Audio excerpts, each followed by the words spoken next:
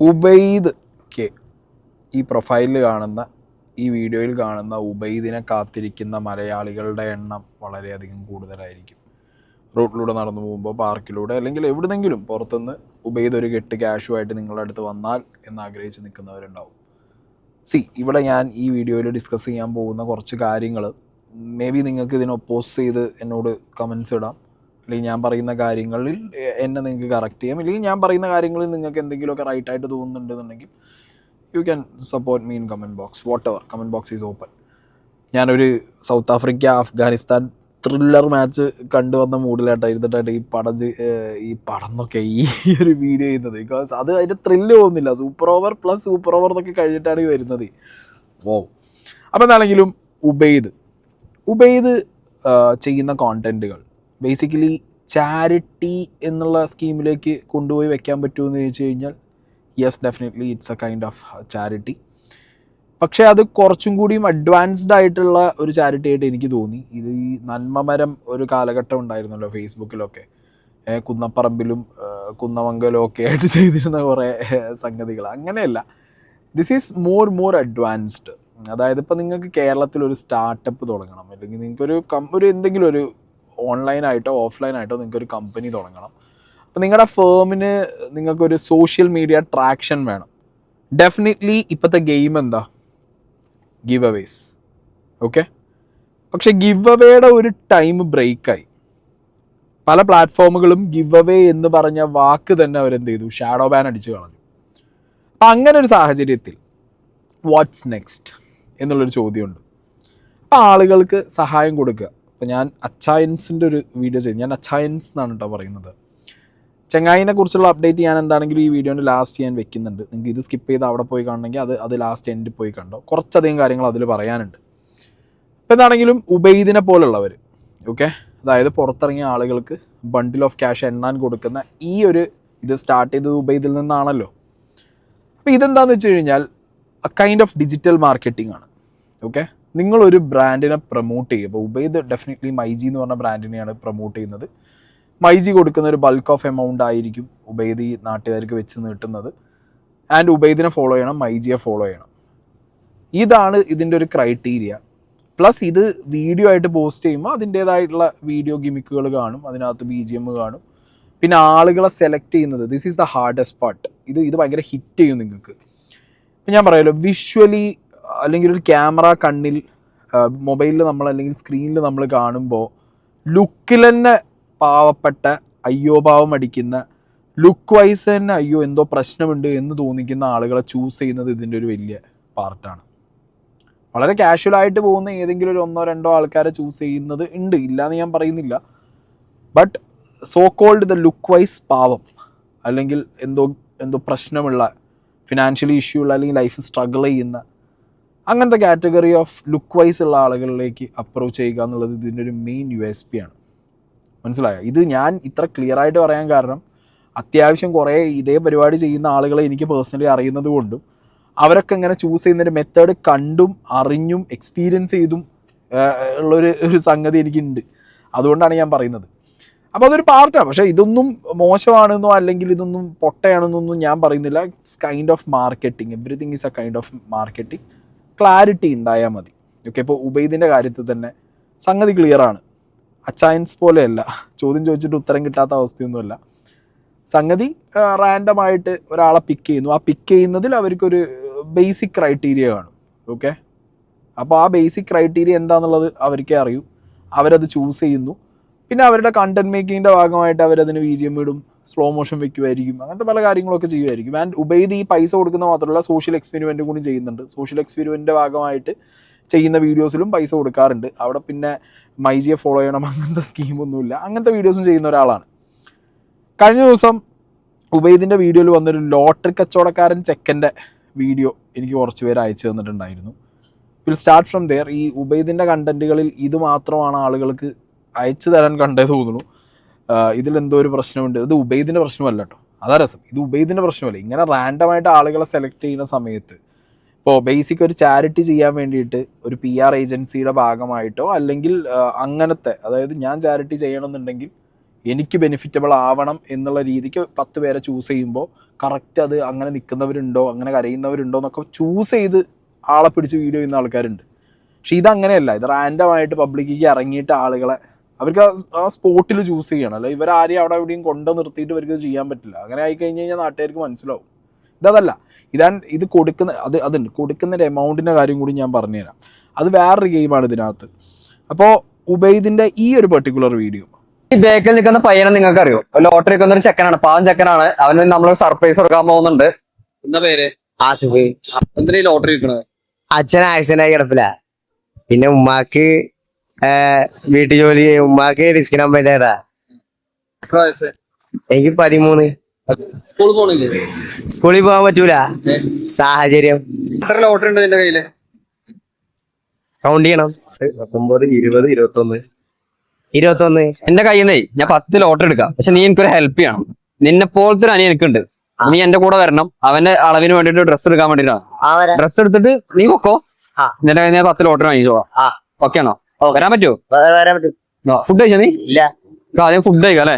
Daily 100 lottery. 100 ലോട്ടറിയിൽ balance ഇതുപോലെ. നിനക്ക് എത്ര? 100 വിറ്റ് എത്ര രൂപ? 100 രൂപ. 100 വിറ്റ് 100 രൂപ? ഒരു ലോട്ടറി വിറ്റ് 100 രൂപ? ഒറ്റ ചോദ്യം, ഡെയിലി 100 രൂപ അല്ലേ നീ കച്ചവടം ചെയ്യുന്നത്? എനിക്ക് 200 രൂപ വെച്ച് ഡെയിലി തരാം. സ്കൂളിൽ പോകും? അല്ല, അങ്ങനെ ഇത്ര അധ്വാനിക്കാത്ത പൈസ നിലനിൽക്കൂലെന്ന് പറയണേ. ജോലിയൊക്കെ ആയിട്ട് തിരിച്ചെന്നോ? ഇല്ല, നമ്മ പണിയെടുത്ത് ഉണ്ടാക്കണത് നിലനിൽക്കുള്ളൂ. 4 മണിയായിട്ട് ഫുഡ് കഴിച്ചിട്ടുണ്ട്. 2 ജോഡി ഡ്രസ്സ് എടുത്തുകൊണ്ടോ? അവൻക്കാന്ന് അവനക്കറിയില്ല. എവിടെ അവനോടാ? ആശിഫേ, ഇതിട്ട് നോക്കുക. ഇട്ട് നോക്കിയാ മതി. അവനക്ക് വേണ്ടിട്ടല്ലേ? ആർക്ക്? ബ്രദറല്ലേ, ഭാഗ്യവാനാന്ന് മനസ്സിലായി. ആര്? ബ്രദറല്ലോ. എന്താ ചോദിക്കാണ്ട് ഇത്രയും ഡ്രസ് കിട്ടും. Wow, what a lucky person in the world. എനിക്കാണോ ഡ്രസ്സാണോ? വേണ്ട, എടുക്കണ്ട. എനിക്ക് എടുക്കണ്ടേ? മണ്ട ബേക്കത്.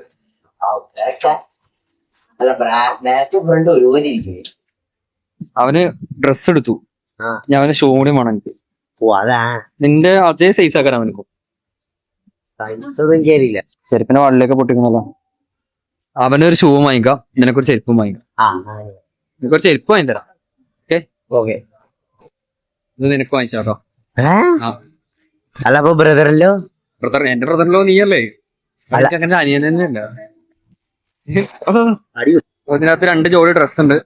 നാളെ ഞാൻ ഓണപ്പരിപാടി ഉണ്ടാക്കുന്നുണ്ട്. ഞാൻ എന്നും ഓണം ഒറ്റയ്ക്കിരുന്നു ആഘോഷിക്കാറ്. ഇപ്രാവശ്യം കുറച്ച് പേരോടെയാണ് ആഘോഷിക്കുന്നത്. വീഡിയോ നിങ്ങൾക്ക് നാളെ കാണാൻ പറ്റും. നീയും വരണം. വലിയ സന്തോഷമുണ്ട്. ഇത്രയും കിട്ടുമെന്നൊന്നും പ്രതീക്ഷിച്ചില്ല. പൊട്ടന് ലോട്ടറി അടിച്ച പോലെ ഉണ്ട്. ലോട്ടറി ഇനി എത്ര 10 കൂടി ബാക്കിയുണ്ട്. അതുകൂടി ഞാൻ എടുക്കാം. 1050 എണ്ണം, അതില 850 രൂപ മതി. ഇതിനകത്ത് 1000 രൂപ.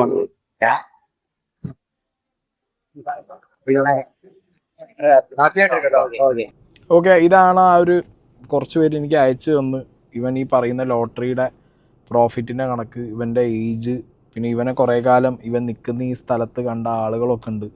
ഓക്കെ, അവരുടെയൊക്കെ കമൻറ്റ് ഞാനിവിടെ സൈഡിൽ വെക്കുന്നുണ്ട്. ഞാൻ പോകുന്ന വഴിയിൽ എപ്പോഴും ഇവനെ കാണും, അപ്പോഴൊന്നും ശ്രദ്ധിച്ചില്ല. പിന്നെ ഒരു യൂട്യൂബർ അവൻ്റെ വീഡിയോ ചെയ്തു, അതോടെ അവനെ ആളുകൾ അറിയാൻ തുടങ്ങി. പിന്നെ അവനൊരു ഷർട്ടുള്ളൂ എന്ന് പറഞ്ഞു ഒരാൾ വീഡിയോ ചെയ്തു. അത് കണ്ടപ്പോൾ ഞാൻ 2 ഷർട്ടും ഞാൻ മേടിച്ചു കൊടുത്ത് പോയി കൊടുത്തു. പക്ഷേ അതിനുശേഷം അവനെ ഇതുവരെ ആ കൊടുത്ത ഷർട്ടിട്ട് കണ്ടിട്ടില്ല.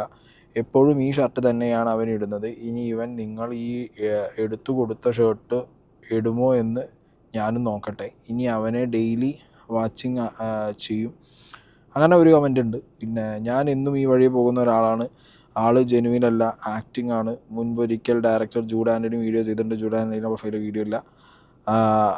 അത്യാവശ്യം എമൗണ്ടൊക്കെ കൊടുത്ത് സ്കൂളിൽ ആക്കിയതാണ്. അന്ന് കുറേ കാലം ഇവനെ കണ്ടിരുന്നില്ല. ബട്ട് കുറച്ച് കഴിഞ്ഞ് പിന്നെയും ഈ പണിക്ക് ഇറങ്ങി. പിന്നെ 2021 ഇവൻ്റെ വീഡിയോ ടിനി ടോം എങ്ങാണ്ട് ചെയ്തു എന്നൊക്കെ പറയുന്നുണ്ട്. അങ്ങനെ കുറേ അധികം കമൻറ്റുകൾ ഇവൻ്റെ വയസ്സ് പറഞ്ഞും പിന്നെ ഇവൻ ഈ പറഞ്ഞ ലോട്ടറിയുടെ പ്രോഫിറ്റ് കിട്ടുന്നതിൻ്റെ കണക്ക് പറഞ്ഞും ഇവനെ സ്ഥിരമായി റോഡിൽ കണ്ട ആളുകളും പിന്നെ ടിനി ടോമും ജൂഡ് ആൻ്റണിയും വീഡിയോ ചെയ്തപ്പോൾ കണ്ട ആൾക്കാരൊക്കെ ഇതിനകത്ത് ഓരോരോ കാര്യങ്ങൾ പറഞ്ഞിട്ടുണ്ട്.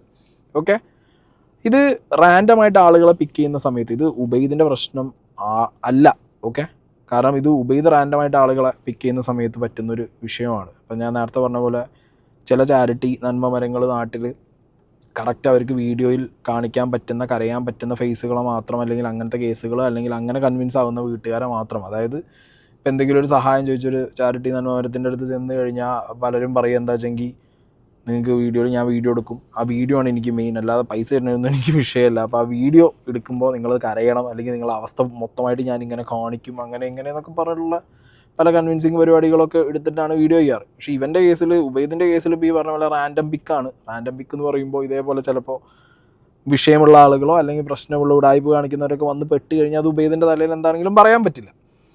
അപ്പോൾ അങ്ങനെ പോകുന്നു ഉബൈദ്. ആദ്യം പെട്രോൾ പമ്പിൽ പെട്രോൾ അടിക്കാൻ വേണ്ടി 30 സെക്കൻഡ് കൊടുത്തു തുടങ്ങി ഉബൈദിൻ്റെ കണ്ടൻറ്റുകൾ. പിന്നെ അതിൽ നിന്ന് മാറി ഇതുപോലെ കെട്ട് പൈസയായിട്ട് ആളുകളുടെ ഇടയ്ക്ക് ഇറങ്ങുന്നു. And it's basically myG's promotion.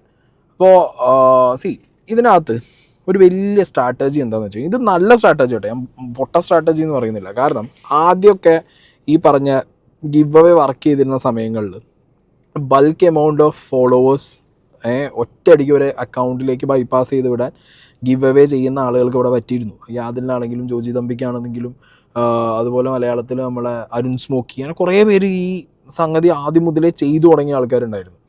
അവർക്കൊക്കെ മില്യൺ അടിച്ചു. അവരെ കൊളാബറേറ്റ് ചെയ്യുന്ന പേജുകൾക്കൊക്കെ ലക്ഷക്കണക്കിനും മില്യനും അടുപ്പിക്കാൻ അവരെ കൊണ്ട് പറ്റി. അവർക്ക് നല്ല വർക്കുകൾ കിട്ടി. പിന്നെ ലേറ്റർ ഓൺ ഞാൻ നേരത്തെ പറഞ്ഞ പോലെ പ്ലാറ്റ്ഫോമുകൾ ഭയങ്കരമായിട്ട് ഇതിനെ ഷാഡോ ബാൻ അടിച്ചു തുടങ്ങി, ആ ഒരു ടേമിനെ, ഗിവ് അവേ ടേമിന് പരിപാടികളൊക്കെ. അപ്പോൾ അങ്ങനെയുള്ളൊരു സമയത്ത് എന്തായി, ഒരു ചേഞ്ച് വേണം ഇതിന്. വാട്ട്സ് നെക്സ്റ്റ്, ഇതിൻ്റെ അടുത്ത ലെവൽ എന്താണെന്നുള്ളത്. അപ്പോൾ അങ്ങനെ ആ ഗിവ് അവേയിൽ നിന്ന് ബേസിക്കലി കുറേയധികം bulk of followers and benefits ഉണ്ടാക്കിയ ഒരുപാട് കമ്പനീസ് ഉണ്ട്, അല്ലെങ്കിൽ ഒരുപാട് പേഴ്സണലായിട്ടുള്ള വ്യക്തികളുണ്ട്. ഇതൊന്നും ഈ പറഞ്ഞ പോലെ ആർക്കും ഒരു നഷ്ടമുള്ള പരിപാടിയൊന്നും ആയിട്ട് എനിക്ക് പേഴ്സണലി തോന്നിയിട്ടില്ല. ഓക്കെ, കിട്ടുന്നവർക്ക് കിട്ടി, പോയാൽ പോയി. ലോട്ടറി എടുക്കുന്ന പോലെ തന്നെയുള്ള ഒരു ഐറ്റം മാത്രമായിട്ട് അതിനെ കാണാനും പറ്റും. അതിൽ തന്നെ ഉടായ്പ കളിച്ചിട്ട് ഗിവ് അവേയിൽ സാധനം കൊടുക്കാതെയും അല്ലെങ്കിൽ ആളെ പറഞ്ഞ് പറ്റിക്കുന്ന ടീംസ് അത് വേറെയുണ്ട്. അതൊരു സൈഡിൽ അങ്ങനെ പോട്ടെ. അതിനൊക്കെ കുറേയധികം കണ്ടന്റുകൾ ഇവിടെ വന്നു പോയിട്ടുണ്ട്. ഈ ഉബൈദിൻ്റെ വ്യത്യാസം എന്താ വെച്ചെങ്കിൽ ഇവിടെ ഇപ്പോൾ വിൽ ടേക്ക് ജോജി തമ്പി. കാരണം ഈ ഗിവ് അവേയിൽ ഏറ്റവും കൂടുതൽ മാസ്റ്റർ ചെയ്ത് നിൽക്കുന്ന ഒരാൾ ഇയാളാണ്. ഈ ജോജി തമ്പിൻ്റെ വീഡിയോസിൽ നിങ്ങളൊന്ന് നോക്കിയാൽ മതി. ആദ്യ കാലങ്ങളിൽ അക്കോഡിൽ നിന്ന് തുടങ്ങി പിന്നെ എമൗണ്ട് വണ്ടിന്നായി. റീസെൻ്റ്ലി നോക്കിക്കഴിഞ്ഞാൽ വലിയ എമൗണ്ടുകളാണ്. അതായത് ചെറിയ എമൗണ്ടുകളോ അല്ലെങ്കിൽ ചെറിയ വണ്ടിയിൽ നിന്ന് തുടങ്ങി വലിയ വണ്ടിയും വലിയ എമൗണ്ടും ഹ്യൂജാണ്. ഗിവ് അവേ ഹ്യൂജാണ്. ആൻഡ് ഇപ്പോഴത്തെ ഒരു അവസ്ഥ എന്ന് പറഞ്ഞാൽ ഇതിന്ന് വരുന്ന വ്യൂവർഷിപ്പ് വളരെ കുറവുമാണ്. ഇപ്പോൾ ഉബൈദിൻ്റെയും ജോജി തമ്പീൻ്റെയും പ്രൊഫൈൽ തന്നെ നിങ്ങൾക്ക് നോക്കിയാൽ മതി. ഇപ്പോൾ ഏതെങ്കിലും ഒരു പാർട്ട്ണർ, ഏതെങ്കിലും ലെറ്റ്സ് XYZ കമ്പനി ഇവരെയായിട്ട് ഗിവ് അവേ വെച്ചിട്ട് ഒരു പാർട്ട്ണർഷിപ്പ് ഇടുകയാണ്, അല്ലെങ്കിൽ ഒരു ഡീൽ ഇടുകയാണ്, ഫോളോവേഴ്സിനെ കൺവേർട്ട് ചെയ്യണമെന്ന് പറഞ്ഞിട്ട്. ജോജി തമ്പീൻ്റെ അടുത്ത് ചിലപ്പോൾ 10-20 ലക്ഷം രൂപ അവർക്ക് സ്പെൻഡ് ചെയ്യേണ്ടി വരും. ഒരു ബെയർ മിനിമം 10 ലക്ഷം രൂപ സ്പെൻഡ് ചെയ്താലേ അവർക്ക് എന്ത് ചെയ്യാൻ പറ്റൂ, ഗിവ് അവേയിൽ ഒരു 2 വീഡിയോ ആയിട്ട് ഇടിപ്പിച്ച് ഒരു അറ്റ്ലീസ്റ്റ് ഒരു 500 to 1 million അടുപ്പിക്കാൻ പറ്റും. ഓക്കെ, പക്ഷെ ഉബൈദിൻ്റെ കേസിൽ അവിടെയാണ് ഉബൈദ് ക്ലവറാണ്. ആ കണ്ടന്റ് ഭയങ്കര ക്ലവർ സാധനമാണത്. കാരണം അവിടെ എണ്ണാൻ കൊടുക്കുന്ന നോട്ടുകളുടെ കെട്ട് എന്ന് പറയുമ്പോഴത്തേക്ക് 50, 100, 200, 500, 200 കുറച്ച് കുറവാണ്. ഇനിയിപ്പോൾ അതും ശേഷം പാടാവും ഉബൈദിന്. കാരണം ഇപ്പം എല്ലാവരും കേരളത്തിൽ ഉബൈദും മൈജി ഫോളോ ചെയ്ത് വെച്ചുകൊണ്ട് എല്ലാവർക്കും 500 നോട്ട് 200 നോട്ടും കൊടുക്കേണ്ട അവസ്ഥയും, ചിലപ്പോൾ 500 നോട്ട് കട്ട് ഡൗൺ ചെയ്തിട്ട് 200 നോട്ടും 100 നോട്ടും ആവേണ്ടി വരും. അപ്പോൾ ഒരാളെ ഫോളോ ചെയ്താൽ കുറഞ്ഞ ഡിനോമിനേഷനും 2 പേരെയും ഫോളോ ചെയ്താൽ വലിയ ഡിനോമിനേഷനുള്ള നോട്ടും എണ്ണാൻ കൊടുക്കുന്നു. ഇതൊന്നും ഇനി ഒരു മനുഷ്യന് എത്ര എണ്ണ എടുത്താലും, ഈ 30 സെക്കൻഡിൽ എത്ര എണ്ണ എടുത്താലും മേ ബി ഒരു 100 നോട്ട്. ഓക്കെ, അപ്പോൾ നിങ്ങളൊന്ന് ആലോചിച്ച് നോക്കുക. അപ്പുറത്ത് ഒരു ജോജി തമ്പിയെ പോലുള്ള ഒരാൾ 10 ലക്ഷം ഗിവ് അവേ ഇട്ടിട്ട് കൺവേർട്ട് ആവുന്ന ഫോളോവേഴ്സും അതിൻ്റെ വ്യൂവർഷിപ്പിനേക്കാൾ ഇരട്ടി. ഇവിടെ ഒരു എക്സൈറ്റിംഗ് ഫാക്ടർ ഉണ്ട്. കാണുന്ന വ്യൂവേഴ്സിന് ഇത് റാൻഡം പിക്ക്, ഇയാൾ ആരെയാണ് ഈ ഇത് പിക്ക് ചെയ്തത്, ഇയാളുടെ ജീവിതം, ഒരു ചെറിയ അയാളുടെ ഒരു ജീവിതത്തിനെ കുറിച്ചുള്ള നെറേറ്റീവ് ഉണ്ടാവും.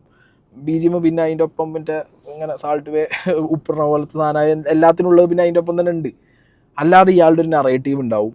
ആ നെറേറ്റീവിൻ്റെ കൂടെ ഇയാൾ എണ്ണും എന്നുള്ളൊരു എക്സൈറ്റ്മെൻറ്റ് ഉണ്ടാവും.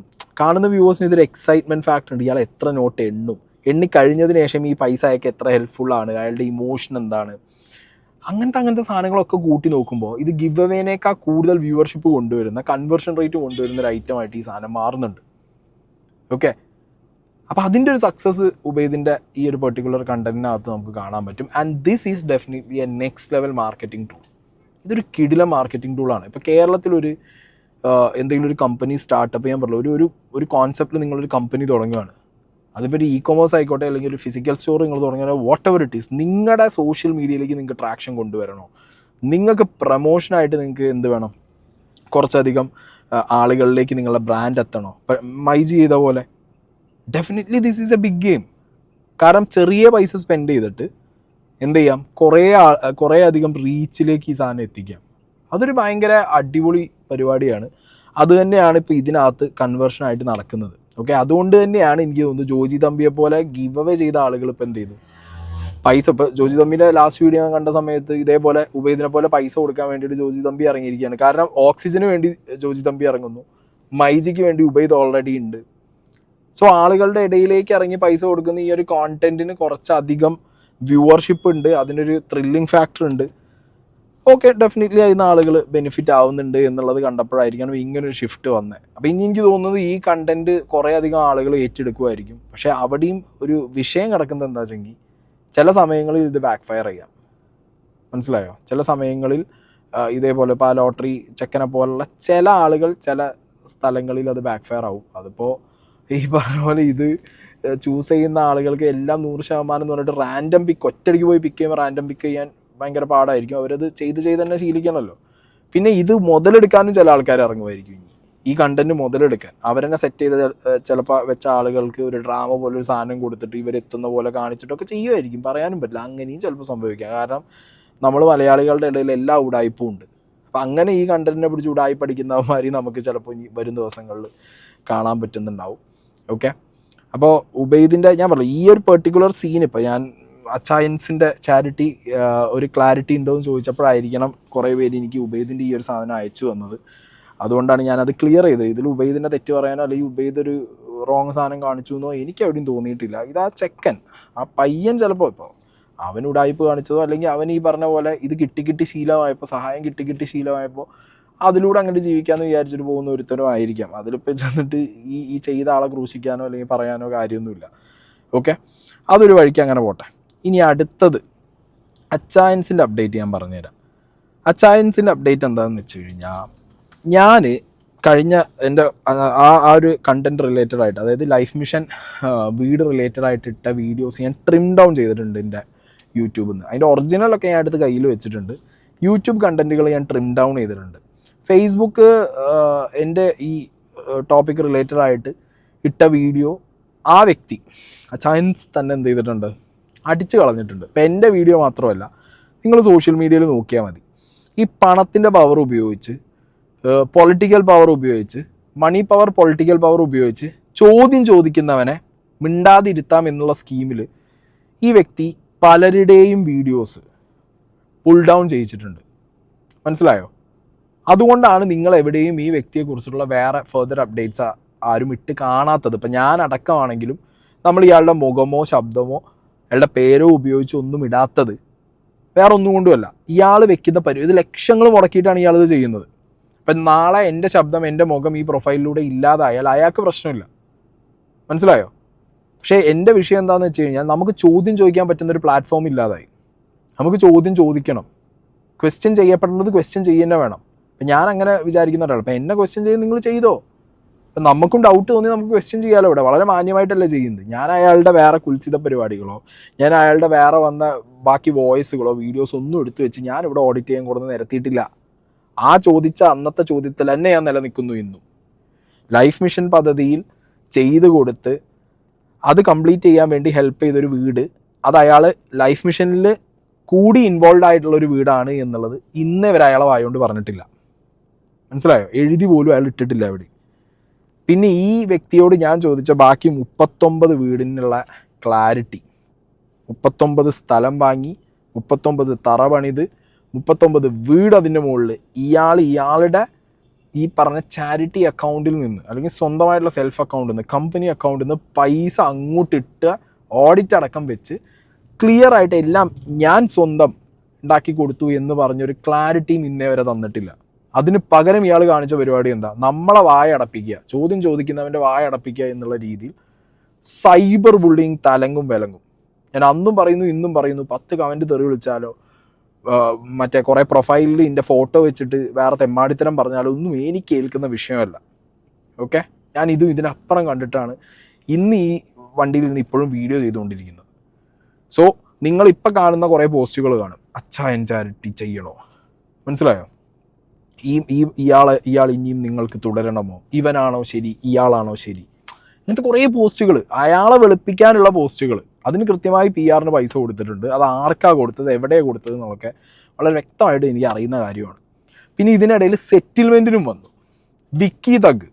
ഓക്കെ, വിക്കി എന്നെ ഒരു ദിവസം ഫോൺ വിളിച്ചിട്ട്, ഇല്ലെങ്കിൽ ഇല്ല എന്ന് വിക്കി പറയണം, എന്നെ ഫോൺ വിളിച്ചിട്ട് ഇന്ന വ്യക്തിയുടെ ഭാഗത്തുനിന്ന് ഒരു സെറ്റിൽമെൻറ്റ് വന്നിട്ടുണ്ടാളിയ 7 ലക്ഷം രൂപയോ 8 ലക്ഷം രൂപയോ അങ്ങനെ എന്തോ എൻ്റെ തലയ്ക്ക് വില ഇട്ടിട്ടുണ്ട് സെറ്റിൽമെൻറ്റിന് വേണ്ടിയിട്ട്. എന്നോട് അന്ന് വിക്കി പറഞ്ഞ എമൗണ്ട് 7 or 8 ആണ്. അപ്പോൾ ഇത്ര എമൗണ്ട് തരാം, സെറ്റിലാവുമെന്ന് ചോദിച്ചു. ഞാൻ പോടാ അതിൽ നടന്നു കൊടുത്തോളാം പറഞ്ഞ് ഞാൻ പച്ചയ്ക്ക് പറയുകയും ചെയ്തു. കാരണം അങ്ങനെ ഒരു പൈസ തന്ന് സെറ്റിലാക്കാൻ പറ്റിയ ഒരു ഇനമൊന്നുമല്ല സീക്രട്ട് ഏജൻറ് എന്ന് പറയുന്നത്. അങ്ങനെ ഒരാളുടെ പൈസ വാങ്ങിയിട്ട് എൻ്റെ ചോദ്യത്തിൽ ഞാൻ വിഡ്രോ ചെയ്ത് പോകുന്നില്ല. ചോദിക്കേണ്ടത് ചോദിക്കുക തന്നെ ചെയ്യും. ആ ചോദ്യത്തിൽ ഇന്നും ഉറച്ചു നിന്നിട്ട് തന്നെയാണ് ഞാൻ സംസാരിക്കുന്നത്. വീട് വെച്ചു കൊടുത്തിട്ടുണ്ടെങ്കിൽ എന്താ ഇത്ര എന്നെ ക്രിട്ടിസൈസ് ചെയ്ത് ഇഷ്ടംപോലെ ആൾക്കാർ വീഡിയോ ചെയ്തിട്ടുണ്ട്, മനസ്സിലായോ? കാറിനകത്തിരിക്കുന്നു, നീ അങ്ങനെ ചോദിക്കുന്നു, ഇങ്ങനെ ചോദിക്കുന്നു, നിനക്ക് ചെയ്യാൻ പറ്റൂടാ എന്നൊക്കെ ചോദിച്ച ഒരുപാട് പേര് എനിക്കെതിരെ വീഡിയോ ചെയ്തിട്ടുണ്ട്. അവരോടൊക്കെ ഞാൻ ചോദിക്കുകയാണ്, അയാൾ കാണിച്ചു തരുന്നില്ല, അയാൾ പ്രൂഫ് പുറത്ത് വിടുന്നില്ല, നിങ്ങളെങ്കിലും അറ്റ്ലീസ്റ്റ് അയാളുടെ അടുത്ത് പോയിട്ട് ആ 39 വീട് എനിക്കൊന്ന് കാണിച്ചുക. അയാൾ സ്വന്തമായി നിലം വാങ്ങി, സ്വന്തമായി തറ കെട്ടി, സ്വന്തമായി പണിത് കൊടുത്ത വീട്, സ്വന്തമായിട്ടുള്ള പ്രോഫിറ്റ്, ബിസിനസ് പ്രോഫിറ്റിലെ അക്കൗണ്ടിലൂടെ വന്ന പൈസ, ഇത് നിങ്ങൾക്ക് കാണിച്ചു തരാൻ പറ്റുമോ? എന്നിട്ട് നിങ്ങൾ എന്നെ ക്രിട്ടിസൈസ് ചെയ്തോ, ഞാൻ കേൾക്കാം, എനിക്കൊരു കുഴപ്പമില്ല. പിന്നെ ഞാൻ പറഞ്ഞ പോലെ ഇത്രയും കാര്യങ്ങൾ ആ വ്യക്തി എനിക്ക് ക്ലാരിറ്റി തന്നാൽ, ചോദിച്ച ചോദ്യത്തിന് ഉത്തരം തന്നാൽ, ക്ലിയർ ക്ലാരിറ്റിയിൽ ഉത്തരം തന്നാൽ, ഞാൻ 5 ലക്ഷം കൊടുത്ത് നാളെ ഒരു വീട് പണിഞ്ഞു കൊടുക്കാം. മനസ്സിലായോ? അപ്പോൾ അതും അയാളെ കൊണ്ട് പറ്റില്ല, ക്ലാരിറ്റിയും തരാൻ പറ്റില്ല, ചോദിച്ച ചോദ്യത്തിന് ഉത്തരമില്ല, പ്രൂഫില്ല, ഒന്നുമില്ല. അതിന് പകരം എന്ത് ചെയ്യുന്നത്, പല സ്ഥലത്തുനിന്നും ഭീഷണി കോളുകൾ, പല ഗുണ്ടാ ബെൽറ്റും വിളിച്ച് ഭീഷണിപ്പെടുത്തുക, വേറെ കുറേ ആളുകളെ കൊണ്ട്, ഇപ്പം എൻ്റെയും കൂടിയും കോമൺ ഫ്രണ്ട്സ് ആയിട്ടുള്ള ആളുകളെ കൊണ്ട് വിളിച്ചിട്ട് വീണ്ടും എന്നെ പ്രഷറൈസ് ചെയ്യിക്കുക. പിന്നെ വിക്കീൻ്റെ അടുത്ത് ചെന്ന പോലെ സെറ്റിൽമെൻറ്റിന് ചെല്ലുക. ഇതൊന്നും നടക്കില്ല എന്ന് കണ്ടപ്പോൾ സോഷ്യൽ മീഡിയയിൽ ഇയാളെക്കുറിച്ച് ചോദ്യങ്ങൾ ചോദിക്കുന്ന ആളുകൾക്കെതിരെ എന്ത് ചെയ്യുക, കണ്ടന്റ് റിമൂവ് ചെയ്യാൻ വേണ്ടി കൊട്ടേഷൻ കൊടുക്കുക. ഇതാണ് നിങ്ങളുടെ സോ കോൾഡ് നന്മമരം ചെയ്തുകൊണ്ടിരിക്കുന്നത്. അങ്ങനെയാണെങ്കിൽ ചെയ്യേണ്ടെന്ന് മനസ്സിലായില്ലേ? ഈ പറഞ്ഞ ഉബൈദോ അല്ലെങ്കിൽ ഈ പറഞ്ഞ ഈ രീതിയിൽ ജോജി തമ്പി ഇങ്ങനത്തെ ആളുകൾക്ക് പൈസ എത്തിച്ചു കൊടുക്കുന്ന, കയ്യോടെ പൈസ കൊടുക്കുന്ന ഇങ്ങനത്തെ ചെറിയ ചെറിയ നന്മകളിൽ നിന്നോട്ടെ. അതിലും വേറൊരു കാര്യമുണ്ട്, ഈ മൈജി എന്ന് പറഞ്ഞ ബ്രാൻഡിനെതിരെ പല രീതിയിലുള്ള ആരോപണങ്ങൾ വരുമ്പോഴും ഇപ്പം ആളുകൾ മിണ്ടാതാവുന്നതും അല്ലെങ്കിൽ ആളുകൾക്ക് മിണ്ടാൻ പറ്റാത്തൊരവസ്ഥയും കൂടിയും ഈ പറഞ്ഞ ഉബൈദിൻ്റെ കണ്ടന്റുകളിലൂടെ വന്നു പോകുന്നുണ്ടോ എന്നുള്ളൊരു സംശയവും എനിക്കുണ്ട്. ഓൾറെഡി ഇങ്ങനത്തെ വലിയ വലിയ ബ്രാൻഡുകൾ എടുത്ത മീഡിയാസിന് ഫണ്ട്, പൈസ, ആഡൊക്കെ കൊടുക്കുന്നുണ്ട്, പ്രൊമോഷൻ കൊടുക്കുന്നുണ്ട്, അവർക്ക് ഇത് ഇടാൻ പറ്റില്ല. ഇപ്പം അതിലും കഷ്ടമായിട്ടുള്ളൊരവസ്ഥയിലേക്ക് ചിലപ്പോൾ ഇത് മാറും. കാരണം ഉബൈദ് റെപ്രസെൻറ്റ്സ് ഈ പറഞ്ഞ മൈജി ആവുമ്പോൾ നാളെ ഇതേപോലെ അവിടുന്ന് ഒരു സഹായം വരുമ്പോൾ ഇനിയിപ്പോൾ ഇത് ഇങ്ങനെ ന്യൂസ് വന്നു കഴിഞ്ഞാലോ അല്ലെങ്കിൽ അതിനെക്കുറിച്ച് സംസാരിച്ചാലോ നമ്മൾ എന്തെന്നുള്ളൊരു അവസ്ഥയിൽ ജനങ്ങൾ മാറാതിരിക്കരുത്. ക്രിട്ടിസൈസ് ചെയ്യേണ്ടതും ചോദ്യം ചോദിക്കേണ്ടതും നിങ്ങൾ ചോദിക്കണം. ഓക്കെ, ഇതെല്ലാ വലിയ ബ്രാൻഡുകളും എല്ലാ വലിയ പണക്കാരും പൊളിറ്റീഷ്യൻസും ഒക്കെ ചെയ്യുന്ന ഗിമിക്കാണിത്. ഒരു കൈ കൊണ്ട് സഹായിക്കും, മറ്റേ കൈ കൊണ്ട് വേറെ പരിപാടി കാണിക്കും. ഈ ചതി ബാലൻസ് ചെയ്യാൻ അല്ലെങ്കിൽ കുറ്റകൃത്യം അല്ലെങ്കിൽ വേറെ എന്തെങ്കിലും ഉടായ്പ ബാലൻസ് ചെയ്യാനാണ് ഇപ്പുറത്ത് ചാരിറ്റി പിടിക്കണമെന്നുണ്ടെങ്കിൽ നിങ്ങളത് സപ്പോർട്ട് ചെയ്യാൻ പാടില്ല. മനസ്സിലായില്ലേ? ഞാൻ ആർക്കെതിരെയാണോ ചോദ്യം ചോദിച്ചത് ആ വ്യക്തി കഴിഞ്ഞ കുറച്ച് ദിവസമായിട്ട് ഞാൻ ചോദിച്ച ചോദ്യത്തിന് ഉത്തരം തരാതെ, അതിന് ക്ലാരിറ്റി തരാതെ, വേറൊരാളിലൂടെയും അതിന് ക്ലാരിറ്റി ഇല്ല. ആർക്കും അതിന് ക്ലാരിറ്റി തരാൻ പറ്റുന്നില്ല. ഇയാളുടെ അടുത്ത് നിന്ന്, ഇയാളുടെ ചുറ്റുപാട് നിന്ന്, ഇയാൾ പറഞ്ഞത് കേട്ടിട്ടോ അല്ലെങ്കിൽ ഞാൻ ഇയാളിൽ നിന്ന് കാശ് വാങ്ങിയെന്ന് ഞാൻ പറയില്ല, കാരണം എനിക്ക് ക്ലാരിറ്റി ഇല്ല.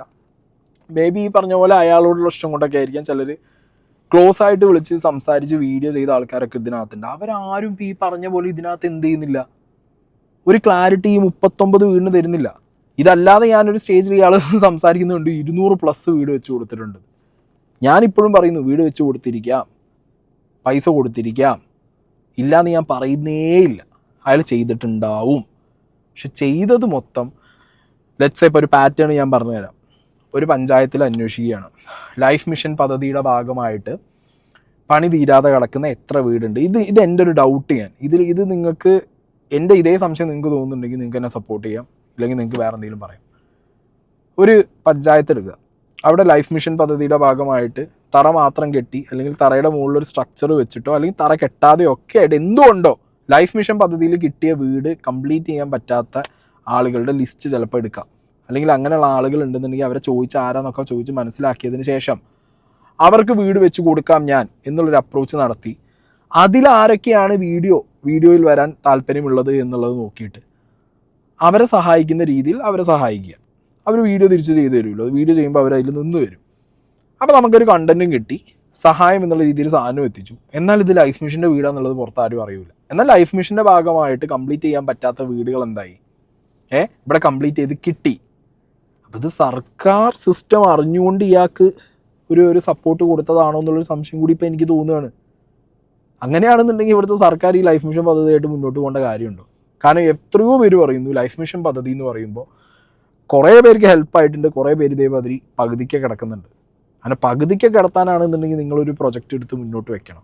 പിന്നെ ഇതേപോലെ നിങ്ങളുടെ പ്രൊജക്റ്റിൽ വേറൊരാൾ ഇൻവോൾവ് ആയി അത് അയാളുടെ സ്വന്തം പ്രൊജക്റ്റ് എന്ന് പറയുമ്പോൾ ഇന്ന് ഈ ദിവസം വരെ ഇയാളെ ചോദ്യം ചെയ്യാൻ ഒരു സർക്കാർ തരത്തിലുള്ള ഒരു ഓഫീസേഴ്സിനെ ഒരു മനുഷ്യനെ ഞാൻ കണ്ടിട്ടില്ല. കാരണം വളരെ എവിഡൻ്റ് ആയിട്ടാണ് ഞാനൊരു സാധനം എക്സ്പോസ് ചെയ്ത് തന്നത്. ഇനിയിപ്പോൾ അടുത്തൊരു എലക്ഷൻ വരുന്ന സമയത്ത് ഈ അച്ചായൻസിനെ പോലെ ഉള്ളവർ വെച്ചു കൊടുത്ത അങ്ങനെ കുറേ വീടുകളുണ്ട് കേട്ടോ. എൻ്റെയൊക്കെ ചുറ്റുപാടും മലപ്പുറത്തൊക്കെ ലൈഫ് മിഷൻ പദ്ധതിയുടെ ഭാഗമായിട്ട് പണി തീരാത്ത വീടുകൾ ഏറ്റെടുത്ത ഒരുപാട് രാഷ്ട്രീയക്കാരും ബിസിനസ്സുകാരും ഇവിടുത്തെ സോക്കോൾഡ് നന്മ ചെയ്യുന്നവരൊക്കെ അവരൊക്കെ കാണിച്ചും സൊസൈറ്റിയെ കാണിച്ചും കാണിക്കാതെയൊക്കെ വീട് പണികൾ തീർത്തു കൊടുത്ത കേസുകളുണ്ട്. പക്ഷെ അതൊക്കെ ഇനി എന്താവും ലാസ്റ്റ് എലക്ഷൻ വരുന്ന സമയത്ത് വോട്ട് പിടിക്കാനുള്ള ഈ പറഞ്ഞ ഗവൺമെൻറ്റിൻ്റെ ഒരു ടൂള് മാത്രമായിട്ട് അവിടെ മാറും. അന്ന് ഈ പറഞ്ഞ പൈസ മുടക്കി ആരും ഇവർ കാണിക്കില്ല. ഇവർ കാണിക്കാൻ പോണത് എന്താ? ഇതൊക്കെ സർക്കാർ വെച്ചു കൊടുത്തു കംപ്ലീറ്റ് ചെയ്ത വീട് എന്ന് പറഞ്ഞിട്ട്. ആ വീടുകളിൽ കംപ്ലീറ്റ് ചെയ്ത വീടുകളിൽ അപ്പം സർക്കാർ തലത്തിൽ ആളുകൾ ചെന്നാലോ രാഷ്ട്രീയക്കാർ ചെന്നാലോ ആ പാവപ്പെട്ടവർ പേടിച്ചിട്ട് അവരെ ഹെൽപ്പ് ചെയ്ത് ഇതേപോലുള്ള ആളുകളുടെ പേര് പറയാതെ ഇരിക്കും. അപ്പം ഈ സിറ്റുവേഷൻ ഒന്നും വരണ്ട, ഒരു ക്ലാരിറ്റി വരണം. ഇതിനൊരു ഒരു ക്ലിയർ കട്ട് ക്ലാരിറ്റി വേണം. ആ ക്ലാരിറ്റി മാത്രമാണ് ഞാൻ ചോദിച്ചത്. ആ ക്ലാരിറ്റിക്ക് ഉത്തരമാണ് എനിക്ക് കിട്ടാത്തത്. അപ്പം അത് ചോദിക്കുമ്പോൾ നമ്മൾ ഈ നാട്ടിലെ ഏറ്റവും വലിയ മറ്റെന്താ പറയുക, ആളുകൾക്ക് നന്മ കിട്ടുമ്പോൾ അതിനെതിരെ നിൽക്കുന്നവൻ എന്നുള്ള രീതിക്കൊക്കെ നീ എന്ത് ചെയ്തു എന്നുള്ള ചോദ്യം. ഞാനൊന്നും ചെയ്യണ്ട, ഞാൻ ചെയ്തത് എനിക്ക് നിങ്ങളോട് പറയാനും താല്പര്യമില്ല. മനസ്സിലായില്ലേ? അതൊക്കെ ആരെങ്കിലുമൊക്കെ എപ്പോഴെങ്കിലുമൊക്കെ പറഞ്ഞോ അറിഞ്ഞോ നിങ്ങൾ അറിയുകയാണെന്നുണ്ടെങ്കിലും ഞാനതൊന്നും പുഷ് ചെയ്യൊന്നുമില്ല. അറിഞ്ഞു ഇല്ലെങ്കിൽ ഇല്ല. സഹായങ്ങളൊക്കെ ഞാനും ചെയ്തിട്ടുണ്ടാവും, ഉപദ്രവങ്ങളും ചെയ്തിട്ടുണ്ടാവും. അതൊക്കെ ഒരു മനുഷ്യൻ്റെ ജീവിതമാണ്. അങ്ങനെ സഹായിച്ചും ഉപദ്രവിച്ചൊക്കെ മുന്നോട്ട് പോകാൻ പറ്റുള്ളൂ. എല്ലാവർക്കും 100% നന്മവരാവാനും പറ്റില്ല, 100% മറ്റേ വില്ലനാവാനും പറ്റില്ല. ആയാൽ പിന്നെ നമുക്ക് എക്സിസ്റ്റൻസ് ഇല്ല. ചോദിച്ച ചോദ്യത്തിന് എന്താണെങ്കിലും ഉത്തരം ഇന്നേ വരെ കിട്ടിയിട്ടില്ല. നിങ്ങൾ ആലോചിക്കുക, വളരെ സുതാര്യമായി ഭയങ്കര ട്രാൻസ്പെറൻ്റായി ക്ലിയർ കട്ടായി കിട്ടുന്ന ഒരു ഓഡിറ്റോ അല്ലെങ്കിൽ എല്ലാത്തിനും പക്ക പ്രൂഫ് വെച്ച് പോകുന്ന ഒരു കാര്യമോ ആണെങ്കിൽ ചോദിച്ചൊരു മണിക്കൂറിൻ്റെ ഉള്ളിൽ അതിൻ്റെ ഡോക്യുമെൻറ്റ്സ് എത്തും. ഒറ്റ മണിക്കൂറിൻ്റെ ഉള്ളിൽ. ഇത് മണിക്കൂർ പോയിട്ട് ദിവസം കുറേയായി, ഒരു പുല്ലും തരാനില്ല. ആകെയുള്ള എന്താ, സൈബർ സ്പേസിൽ കുറേ PR കൊടുത്ത് കൊട്ടേഷനെ പോലെ കുറേ ആളുകളെ ഇറക്കി വിട്ട് മിസ്ലീഡ് ചെയ്യുക, ജനങ്ങളെ മിസ്ലീഡ് ചെയ്ത് ചോദ്യം ചോദിച്ചവൻ്റെ എതിരെ തിരിക്കുക. എന്നിട്ട് പിന്നെ ചോദ്യം ചോദിച്ചവൻ്റെ വായയിൽ മറ്റേ തുണി തിരിക്കണ പോലെ അവൻ്റെ എല്ലാ കണ്ടൻറ്റുകളും അടിച്ച് കളയുക. എൻ്റെ ഫേസ്ബുക്ക് വരെ ഹാക്കാക്കി കളഞ്ഞ്. യൂട്യൂബ് ട്രൈ ചെയ്ത് നടന്നില്ല. എൻ്റെ ഇൻസ്റ്റയും ഫേസ്ബുക്കും ലിങ്ക് അല്ലാത്തതുകൊണ്ട് ഇൻസ്റ്റ അവിടെ കടന്നു. ഫേസ്ബുക്കൊക്കെ പേരൊക്കെ മാറി ഹാക്കായി ഒരു ദിവസം ഫുള്ള് വേറെ ഏതോ രീതിക്ക് പോയി. എത്രയോ പേരുടെ കണ്ടന്റ് അടിച്ച് കളഞ്ഞു. ഉള്ളവർ ധൈര്യമായിട്ട് പറഞ്ഞോട്ടെ. എന്തുകൊണ്ട് ഇയാൾക്കെതിരെ ചോദ്യം ഇപ്പം ആരും ചോദിക്കുന്നില്ല? ആരും എവിടെ പ്രൂഫ് എന്ന് ആരും ചോദിക്കാൻ പഠിക്കുന്ന എന്താ? അടിച്ചു കളയാണ്. പേര് വെച്ചാലോ മുഖം വെച്ചാലോ ചോദ്യം ചോദിച്ചാലോ അടിച്ചു കളയും. അപ്പം ഇങ്ങനത്തെ എന്താ പറയുക, ക്ലാരിറ്റി ഇല്ലാത്ത നന്മമരങ്ങളെ നിങ്ങൾ എന്ത് ചെയ്യുന്നുള്ളൂ എനിക്കറിയില്ല. ക്ലാരിറ്റി ഉള്ള ആളുകൾ നിങ്ങൾ സപ്പോർട്ട് ചെയ്തു. ഓക്കെ, അവരിതിനി ഒരു കണ്ടന്റ് ഉണ്ടാക്കുന്നതാണോ അല്ലെങ്കിൽ അവരതൊരു പ്രൊമോഷൻ്റെ ഭാഗമായിട്ട് ഒരു കമ്പനിയുടെ ഭാഗമായിട്ട് കൊടുക്കുന്നതാണോ, വാട്ട് എവർ ഇറ്റ് ഈസ്, അവർക്ക് ക്ലാരിറ്റി ഉണ്ടോ, അവർ ചെയ്യുന്നതിൽ അവർക്ക് ക്ലാരിറ്റി ഉണ്ടോ, നിങ്ങൾ അവരെ സപ്പോർട്ട് ചെയ്തു. ഒരു വിഷയമുള്ള കേസല്ല. അല്ലാത്ത ആളുകൾ ദയവ് ചെയ്ത് നിങ്ങൾ തിരിച്ചറിയുക. കാരണം മലയാളി എന്ന് പറഞ്ഞാൽ അങ്ങനെയാണ്. ബാക്കിയുള്ളവരെയും വെച്ച് കമ്പയർ ചെയ്യുമ്പോൾ നമ്മുടെ നാട്ടിൽ ഉടായ്പകൾ നമ്മൾ വെച്ച് ഉറപ്പിക്കാറില്ല. നല്ലതാണെങ്കിൽ നമ്മൾ സപ്പോർട്ട് ചെയ്യും, ഉടായ്പാണെന്നുണ്ടെങ്കിൽ നമ്മൾ ചോദ്യം ചെയ്യും. ഓക്കെ.